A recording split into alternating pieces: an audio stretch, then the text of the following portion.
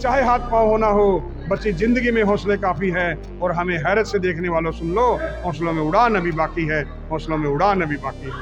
शौर्य, बलिदान और देशभक्ति की मिसाल, एक ऐसा योद्धा जिसने अपने जिस्म का हर हिस्सा खो दिया लेकिन हौसला कभी नहीं हारा।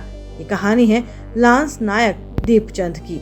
26 जुलाई 1999 भारतीय सेना ने कारगिल की जंग में पाकिस्तान को धूल चटा दी थी, लेकिन इस जीत के पीछे छिपी थी उन वीरों की कुर्बानियां जिन्होंने अपने प्राणों की बाजी लगा दी। उन्हीं में से एक है लांस नायक दीपचंद, एक ऐसा नाम जो शौर्य और त्याग का प्रतीक बन चुका है।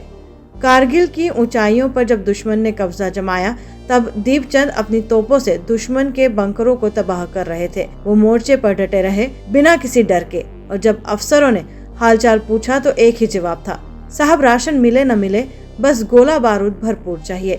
युद्ध के दौरान दीपचंद और उनकी बटालियन ने 10,000 राउंड फायर किए।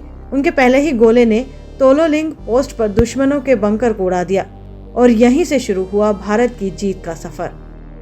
जातिवाद के ऊपर हम मर जाते हैं, मेरा समाज मेरा ये, हम सैनिक है, वसुदेव कुटुंबकम, टोपी के ऊपर लिखा हुआ सर्वत्र इज्जत और निर्विवाद, सभी धर्मों का पालन करो। तो पहले भी तो राष्ट्र अपना था ना।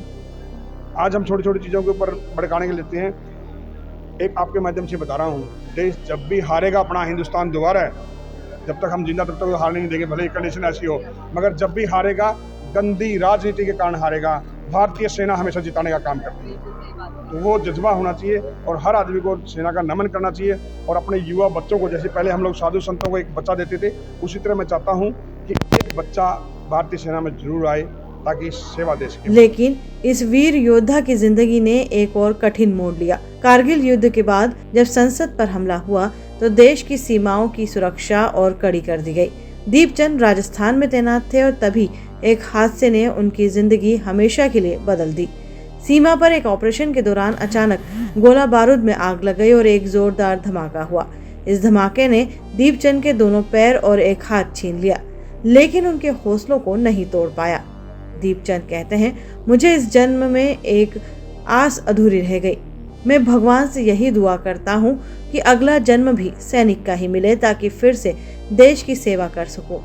हिसार के पाबड़ा गांव में रहने वाले दीपचंद 1989 में सेना में भर्ती हुए थे।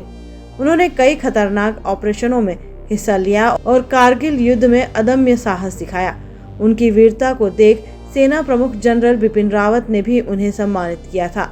आज भी दीपचंद हर उस मंच पर जाते हैं जहां देशभक्ति की बात होती है।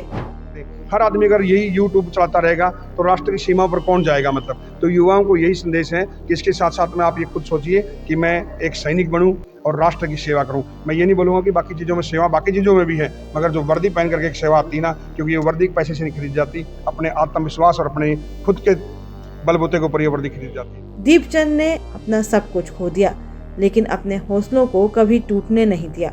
वो आज भी मुस्कुराते हैं, अपनी कहानियों से लोगों को प्रेरित करते हैं और हमें याद दिलाते हैं कि देशभक्ति सिर्फ शब्द नहीं, एक भावना है, एक समर्पण है। Bureau report, Lokswami mojo.